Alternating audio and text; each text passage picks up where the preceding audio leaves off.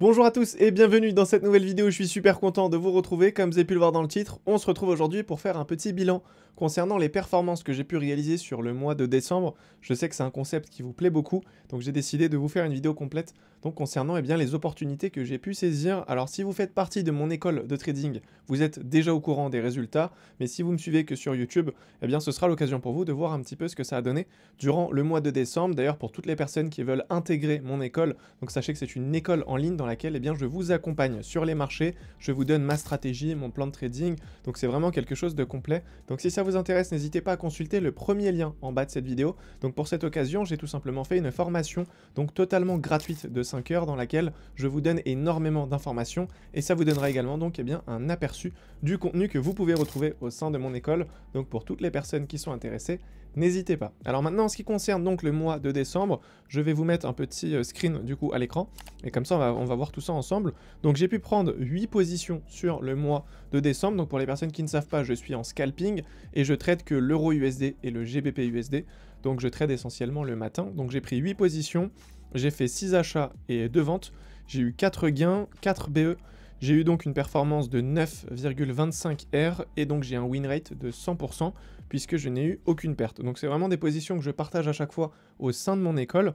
Donc pour toutes les personnes qui veulent en savoir plus, n'hésitez pas à rejoindre l'école directement. Donc en ce qui concerne les positions, j'ai pu tout détailler ici directement. Alors certaines personnes vont considérer le BE comme un gain ou une perte. Alors moi personnellement, je vois pas ça forcément comme un gain ou une perte.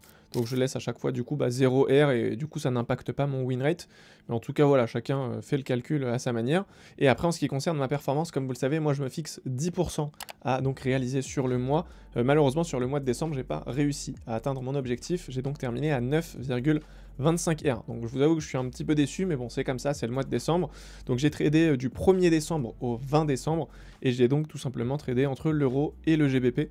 Alors c'est vrai que sur le GBP j'ai fait quand même pas mal de BE parce qu'au final j'ai fait 3 BE sur le GBP et j'ai fait qu'un seul BE sur l'euro.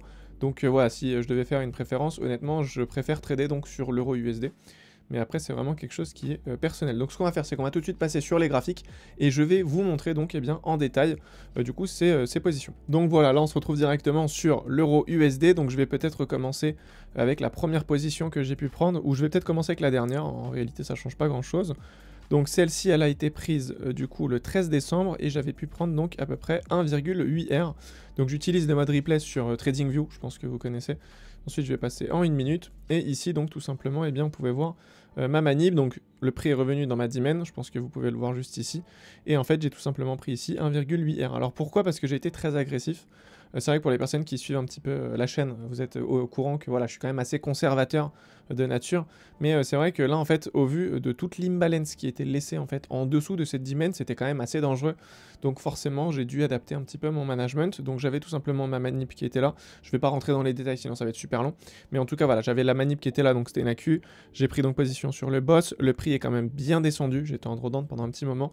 Et ensuite, quand il est remonté, j'ai directement, moi, placé mon stop loss de manière assez agressive, tout simplement parce qu'il a laissé beaucoup d'imbalance en fait durant ce mouvement aussi. Donc je m'attendais à un retracement et étant donné qu'on arrivait quand même à la moitié du mois, je voulais sortir quelques gains et du coup j'ai pu sortir 1,8. Donc voilà, si on passe sur du 30 secondes ou du 15 secondes, on verra qu'il y avait une structure en fait, vous voyez, hop. Donc en fait je me suis tout simplement placé en dessous de cette structure, vous voyez. Donc quand en fait le dernier high a été cassé, j'ai déplacé mon SL en dessous. Et quand il s'est retourné, malheureusement, voilà, il est venu me sortir donc à 1,8 R. Donc au niveau de mon stop loss, on était à 3,4 pips. Donc certains vont trouver ça peut-être énorme, d'autres vont trouver ça très petit. En tout cas, je suis sur du scalping, je prends des positions en à peu près 30 secondes, 15 secondes, 30 secondes, 1 minute, ça dépend des manips. Mais en tout cas, donc voilà, ça c'était la position du mardi du coup 13 décembre. Je vais repasser en 30 minutes. Ensuite, j'avais une autre position ici où j'ai pu en tirer 1,75 R. Donc, tac, après j'avais eu normalement un BE. Donc, je vais passer en 1 minute. Souvent, moi j'aime bien identifier les manips en 1 minute. Là, c'était une distri, donc franchement, elle est hyper sympa. PC à RST, liquidation en dessous, liquidation au-dessus. On est au-dessus de la session Asian, il est venu récupérer la liquidité. On avait une belle supply à ce niveau-là. Je suis entré donc ici directement sur le boss qu'on peut peut-être identifier en 30 secondes. Ou peut-être même en 15 secondes, je sais plus. Alors attendez, on va voir ça ensemble. Tac, peut-être en 15 secondes. Et du coup à partir de là, moi pour le management j'aime bien du coup rester sur du 30 secondes, comme ça on a plus de détails, on a beaucoup plus de structure. Et je trouve ça plus sympa. Donc voilà, j'étais entré à ce niveau-là. Le prix avait quand même bien coulé. Il était tombé jusqu'à plus de 3 R. Du coup, j'avais pas forcément sorti de gain partiel, tout simplement parce que mon target était beaucoup plus bas. Du coup, mon TP était à ce niveau-là. On était à 8,70, ce qui est énorme. Donc je voulais pas en fait sortir de gain partiel trop rapidement parce que sinon, ça va tout simplement, entre guillemets, ruiner le trade. En fait, ça va tout simplement nous couper clairement en fait la moitié des profits. Alors que derrière, le target était quand même super loin. Donc ce que je fais moi, c'est que je déplace mon stop loss. Si malheureusement le prix se retourne, bah voilà, il vient nous sortir. Donc j'avais pris 1,75 R ici. C'était aux alentours donc de 9 h. Ok, donc ça c'était le jeudi 7 décembre. Ensuite, on va passer sur les trades précédents. Donc ensuite, celui-là il est là. Je vais peut-être revenir ici sur le BE. Donc ça c'était le 5 décembre. Ok. Tac, là c'est pareil, on était revenu dans une belle dimen, vous voyez. Donc ça c'est une dimen pertinente, pourquoi? Parce que c'est sur un mouvement de liquidation. Si c'est un mouvement de liquidation, ça veut dire que c'est un lot qui est protégé, ok. En tout cas sur le court terme, comme vous le savez, je suis en scalping. Donc je vais passer sur du 1 minute, on va voir ensemble la Q. Donc, tac. Alors ici on était donc sur une overextension, je pense que tout le monde l'a identifié. Overextension, donc on avait quand même une AQ plutôt sympa qui était énorme pour le coup. Et du coup à partir de là, moi quand je suis entré sur le marché, bah, je m'attendais tout simplement à ce que le prix puisse nous donner quand même un certain retracement, puisqu'il était à court de liquidité. Donc moi je suis rentré directement ici, donc j'ai dû encore utiliser les secondes. Alors attendez, tac, je vais peut-être passer en 15 secondes. Voilà, c'est ça, j'étais rentré à peu près à ce niveau-là, donc là le prix était tout simplement monté. Il nous a donné un petit retracement, il est revenu donc là tout simplement en fait nous laisser un petit bloc. Donc là regardez, en fait on était tout simplement dans une distrie. Alors peut-être que certains l'ont identifié, mais là on avait clairement une distrie, baissier RST, en dessous, au-dessus. Donc là il fait premier mouvement baissier, il revient donc à l'aide de ce mouvement dans le bloc institutionnel que j'ai mis en bleu. Et en fait quand j'ai identifié ça, je suis direct sorti manuellement à BE. Donc c'est vrai que c'est quelque chose que je fais pas souvent, j'aime pas trop moi toucher du coup le stop loss et du coup le sortir comme ça manuellement. Mais là en fait j'avais identifié une distribution. Ça veut dire que le prix allait donner un mouvement baissier, sauf que je suis à l'achat. Donc j'étais en fait à l'inverse du biais. Donc je suis tout simplement sorti ici à BE manuellement. Donc au final j'ai bien fait. Alors attendez, est-ce qu'il m'avait sorti derrière ou pas? Ouais c'est ça, sinon j'aurais pris une perte. Donc vous voyez c'est quand même super intéressant de prendre du temps et d'analyser correctement ce que le marché nous donne, parce que ici clairement on pouvait apercevoir la distribution. Et là en plus on voit le prix revenir dans le bloc, donc il y a de très fortes chances pour que le prix nous donne un mouvement baissier. Donc ici j'étais sorti sur BE, et après j'avais donc une dernière position que j'avais pris en début de mois, donc c'était ici le 1er décembre. Je vais passer en 1 minute encore une fois. Et après j'avais donc des positions sur le GBP USD également. Donc là c'est pareil, on vient chercher le lot de la session asiane dans la petite dimen. Ici on a la Q, très sympa. Donc SCA RST, liquidation au-dessus, liquidation en dessous. J'étais entré à ce niveau-là, donc sûrement en 15 secondes. Alors attendez, tac. Donc moi en général, vous êtes nombreux à me demander comment ça se passe pour mes entrées. Moi ce que je fais, c'est que j'essaie d'identifier une manip en 1 minute. Et après je vais passer en 30 secondes pour voir si je peux identifier donc un changement de structure via le boss. Ou sinon je tombe donc sur les 15 secondes. Je peux même descendre jusqu'aux 5 secondes. Donc comme ça j'ai énormément d'informations. Mais c'est vrai que c'est un petit peu plus rare parce que c'est un peu plus complexe. Donc là si on zoome un petit peu, on peut s'apercevoir qu'on a eu le boss à ce niveau-là. Je suis entré en position, j'avais 2,9 pips donc de stop loss. Et malheureusement le prix s'était retourné donc, et je suis sorti à 1,20 R. Ok. Donc là tout simplement j'étais sorti sur ce mouvement. Donc c'était pas un trade très intéressant en réalité. Alors je sais pas s'il a explosé par la suite. Ouais, après il avait quand même bien explosé. Et j'étais donc, ouais, il avait touché quasiment 4 R. Donc c'est vrai que ça c'est un scénario qui arrive quand même assez souvent. Quand on a tendance à être trop agressif avec le stop loss, malheureusement le prix va venir nous sortir. Et derrière, si l'analyse était bonne, eh bien il va réaliser notre scénario. C'est comme ça fait partie du trading, il n'y a pas de souci. Ensuite je vais passer sur le GBP et on va voir ensemble donc les différentes positions.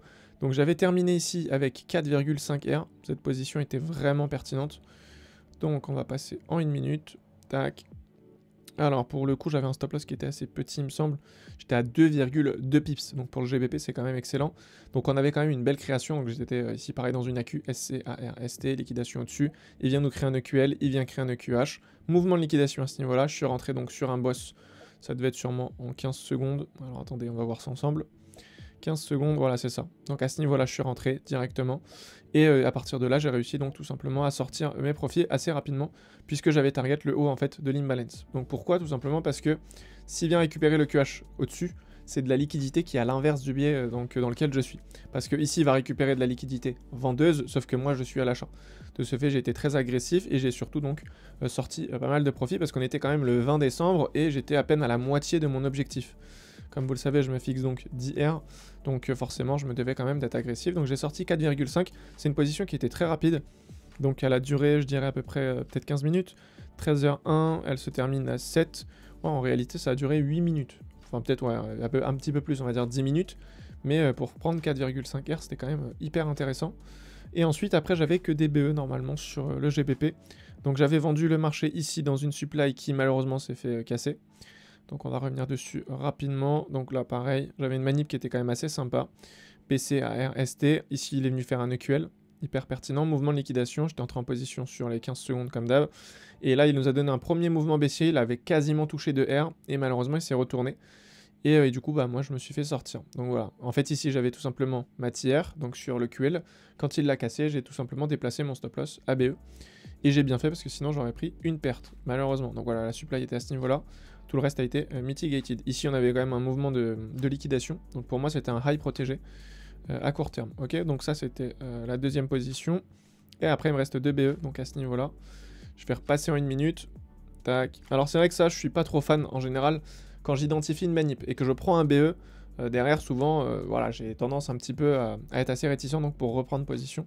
Parce que malheureusement, souvent quand ça m'arrive, c'est que je suis pas dans le bon biais. Donc ici, on avait quand même une belle accumulation. SC, AR, ST, liquidation au-dessus, liquidation en dessous. Ici, c'est pareil, j'étais entré en seconde.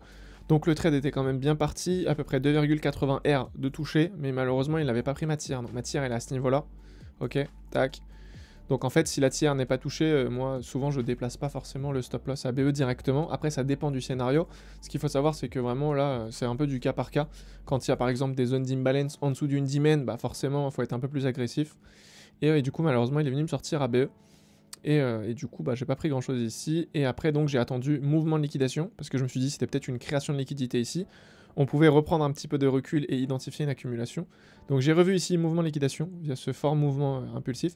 J'ai été donc re-rentré en position à ce niveau-là et malheureusement j'ai repris un BE, donc là j'étais sorti manuellement. En fait, quand le prix est trop long à partir, ça me dérange parce que moi je préfère en fait prendre position vraiment sur le mouvement de transition.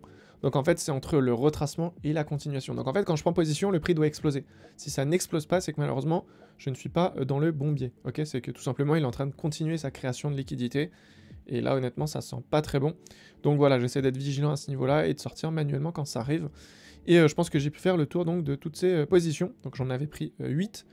Du coup 4 sur le GBP, 4 sur l'euro USD. Et voilà, donc n'hésitez pas à me dire dans l'espace commentaire ce que ça a donné de votre côté donc pour le mois de décembre, si vous avez terminé en profit ou si vous êtes en perte malheureusement. Donc voilà, en ce qui me concerne, je pense que j'ai pu faire le tour du sujet. Si certains veulent se former sérieusement en trading, n'hésitez pas à consulter le premier lien en bas de cette vidéo. C'est une formation qui est totalement gratuite, qui pourra énormément vous aider. Quant à moi, je vous dis à très vite pour une nouvelle vidéo. D'ici là, prenez soin de vous. Ciao!